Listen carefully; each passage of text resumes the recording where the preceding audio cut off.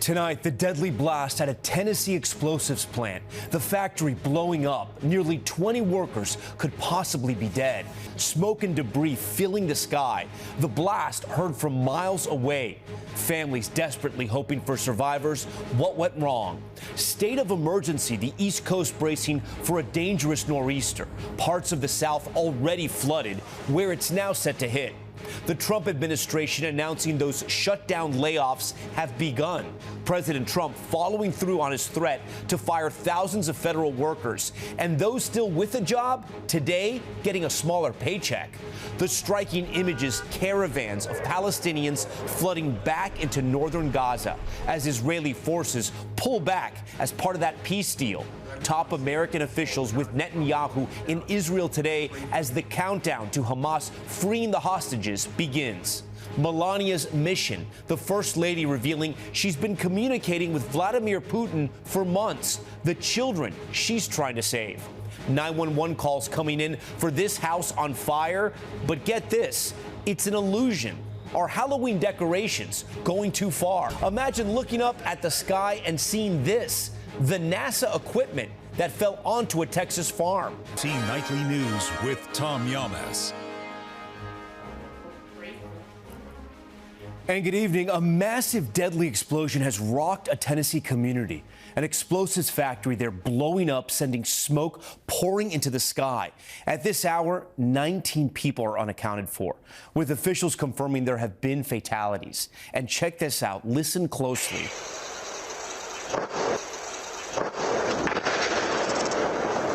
You can clearly hear the blast caught on camera, and this was 12 miles away.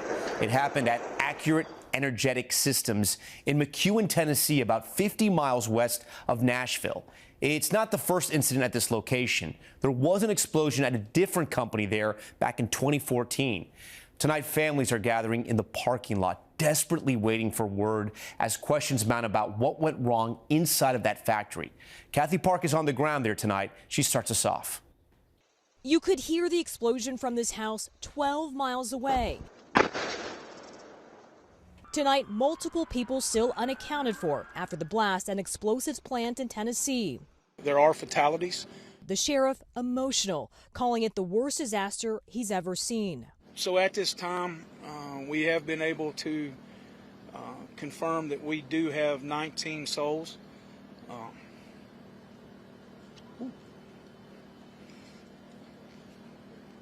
That we're looking for. It happened just before 8 this morning at Accurate Energetic Systems. Debris scattered everywhere with flames on the ground and smoke in the air over burned out vehicles. Can I describe the building? There's nothing to describe. It's gone. It's not the first emergency on this site. Back in 2014, according to our affiliate WSMV, one person died and 4 others were injured after an explosion occurred where shotgun ammunition was stored by a different company. Authorities still investigating the cause of this explosion. Do I see a short-term explanation? No. Do I see us being here for many days? Yes. Their priority for now, assisting the families of those missing. That's where our thoughts and prayers need to go right now.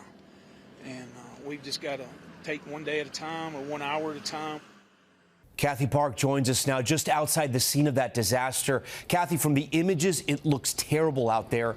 They say 19 people are unaccounted for. Is there any sign of hope? Well, Tom, officials say that this is still a search and rescue operation. They plan on working throughout the night. And we also learned that this blast was just so massive. It was just so big. Debris was actually found off-site.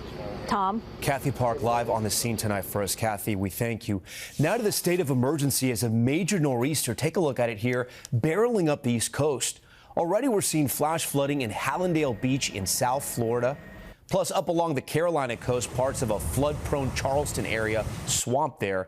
And this storm is just getting started. Meteorologist Bill Cairns is here. And, Bill, it's going to be a nasty weekend for millions, and it could get dangerous. And a long-duration event. That's going to be the legacy of this storm. So it's just beginning here off the Florida coast and up into the Carolinas. Minor impacts with this storm with the wind and waves as we go throughout your Saturday. Wind gusts, approaching 40, maybe 45 miles per hour on the Outer Banks. A lot of waves, some beach erosion, dune problems. But the real issues begin Sunday Sunday. Look at these wind gusts on the Jersey Shore all the way through Long Island. When we get to that 50 to 60 mile per hour range, leaves on the trees, we're going to get isolated to scattered power outages. But on top of that, this long duration event for 24 to 36 hours with those winds hitting the coast, the Delmarva region, all the way from Atlantic City southwards, maybe 1 or 2 high tide cycles in the major categories. So we expect significant problems with that. And on top of everything, it's just going to be ugly for a couple of days in a row. A lot of rain, a lot of wind, and a lot of people spending the weekend indoors. All right, Bill Cairns, we thank you for that. We are also tracking breaking news tonight out of the White House. The president just announcing 100% additional tariffs on China. New trade tensions with China led to this year one of the toughest days on Wall Street in months, rocking 401ks after what's been a historic run for markets. The president also threatening at one point to cancel a major meeting with China's leader. Kelly O'Donnell joins me now. And Kelly, this escalated just moments ago. Very quickly, Tom, the president is blasting China for what he calls a very strange, surprising announcement where China threatened to limit sales of critical minerals and many Chinese products. President Trump counterpunched, threatening an extra 100% tariff on top of current taxes. So what does it mean for consumers? This could rattle supply chains. That can drive prices up on items as varied as washing machines to clothing. Now, we know the president values personal relationships, and he's run hot and cold with President Xi. He said a short time ago he'll still go to a summit in Asia in a couple of weeks, but his meeting with Xi, that's leverage he can use. Tom? All right, Kelly O'Donnell for us. Kelly, we thank you. Now to the government shutdown and the Trump administration saying they followed through with threatened layoffs across several federal agencies. Gabe Gutierrez has new reporting from the White House. Gabe, how many federal workers are we talking about? And we should be clear here for our viewers. Right now, all of this information is coming from the administration. Yes, Tom, the budget director first announced the layoffs earlier today, and a White House official now says thousands of federal workers will be impacted across a slew of agencies. Now, during previous partial federal government shutdowns, workers were furloughed temporarily and later received back pay. Well, this time, the president says some of the cuts will be permanent and will target programs favored by Democrats. The White House says they're having to make the move because Democrats keep blocking a GOP funding bill that would reopen the government. But Democrats argue they want to extend hundreds of billions of dollars in health care spending first. Well, tonight, unions for federal workers are questioning whether the layoffs are legal. Tom? All of this as the shutdown continues. All right, Gabe, we thank you. Now to those major developments in the Mideast. As President Trump's peace deal goes into effect, Israeli soldiers are pulling out of parts of Gaza as tens of thousands of Palestinians are returning home. Here's Richard Engel. As Israeli troops pulled back from towns and cities in Gaza, Palestinians began walking to see what, if anything, is left of their homes. Atta Darwish walked with his 2 grandchildren for 4 hours, taking them to see if their homes survived the war and to see the grave of their father, killed in an Israeli strike. We're happy to go back to our area, and we hope the ceasefire will last. We are tired of being homeless, he said. Further south, Mohammed Sharab discovered his hardware stores and home are now rubble. We have nothing left to live for, he said. The director of Gaza's largest hospital told NBC News more than 100 bodies were found under rubble just today. In Israel, Trump advisors Jared Kushner and Steve Witkoff, meeting Israeli Prime Minister Netanyahu, said Israeli military pressure on Hamas was key to the peace deal. You've got the bigger army, you were making inroads, and that's what led to this deal. With the ceasefire holding, Hamas now has until Monday to hand over its hostages, 20 believed to be alive and 28 bodies. At a hospital outside Tel Aviv, they're running drills with actors, so they're ready when their hostages arrive. The main issues that we're preparing to is, of course, malnutrition. Do you think that these hostages will recover, that they'll return to good health? I'm sure that they will do step by step and recover and come back to life. Richard joins us now live. Richard, we're getting somewhat of a timeline now. We expect Hamas to free its hostages by Monday? So, Tom, the ceasefire went into effect today at noon local time. That means the hostages must come out by noon on Monday, which could be the exact time or very close to the same time when President Trump is addressing Israel's parliament here in Jerusalem. Tom. Okay, Richard Engel for us. Richard, we thank you. A major update tonight to our NBC News investigation into Tesla's full self-driving technology. You may remember this report. Federal regulators say they are now investigating driver complaints that their Teslas don't always stop at red lights or railroad crossings. Here's NBC's Tom Costello.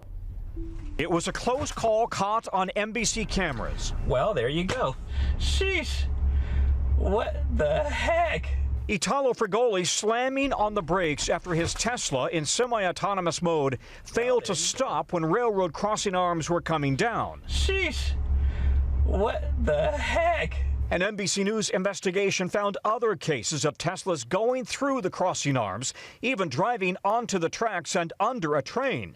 Now, the National Highway Traffic Safety Administration says it's investigating the scope, frequency, and potential safety consequences of full self-driving software executing driving maneuvers that constitute traffic safety violations, citing dozens of complaints of Teslas in FSD, failing to remain stopped at traffic lights, driving on the wrong side of the road, and failing to stop for railroad crossing arms, in some cases with little notice to a driver or opportunity to intervene. This was a close call. Yeah, it was. It was. Nearly 3 million Teslas with full self-driving software are part of the review.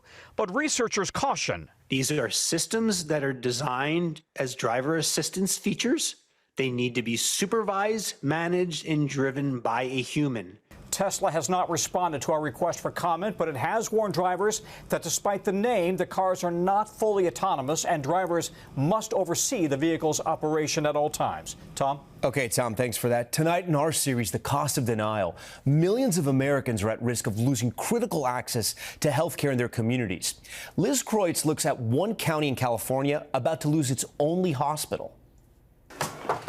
Inside this hospital in Glenn County, California, fear from patients about what comes next. It is going to be tough on the community because, what are you going to do without a hospital? Bobby Goodwin was born in the very hospital where he's now recovering from a broken hip. But later this month, Glenn Medical Center, the only hospital in this rural county, will close. Staff, like Director of Nurses Brittany Mundy, will lose their jobs, but warn the consequences will be far more dire. It might sound dramatic to say, like, oh, people are going to die, but it's true. People literally are going to die because if you have a heart attack or a stroke and you're 40 minutes away from a hospital, it might be too late.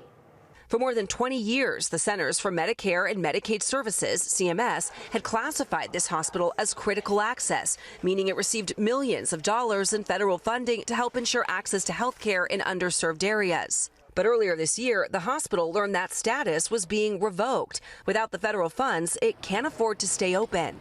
Was everyone's mouths on the floor when they got that letter? Yes. They're like, why is it changing 24 years later? The reason for the change? 2 miles. Critical access hospitals must be the only hospital within 35 miles. During a review of Glenn Medical Center's eligibility, CMS noted there's another hospital 33 miles away in a neighboring county. That calculation based on this 2-lane back road to get there. Locals tell us they never go this way. They say they always get stuck behind trucks and tractor trailers, and they say that this route consistently floods in the winter when it rains. Some people can't afford to drive, they don't have the gas money.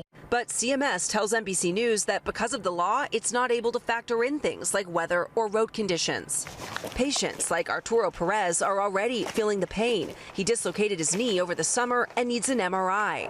Yes, and it's just every day thinking if I need surgery or not. With Glenn Medical no longer available, the next nearest hospital is now 40 minutes away. And when Arturo's mother, Jamie, tried to make an appointment there, she says the wait time was 5 weeks. It feels like people don't care. It feels like the people in power are not caring about the little guys. They're in places where they have access to care that now all the people in this community don't.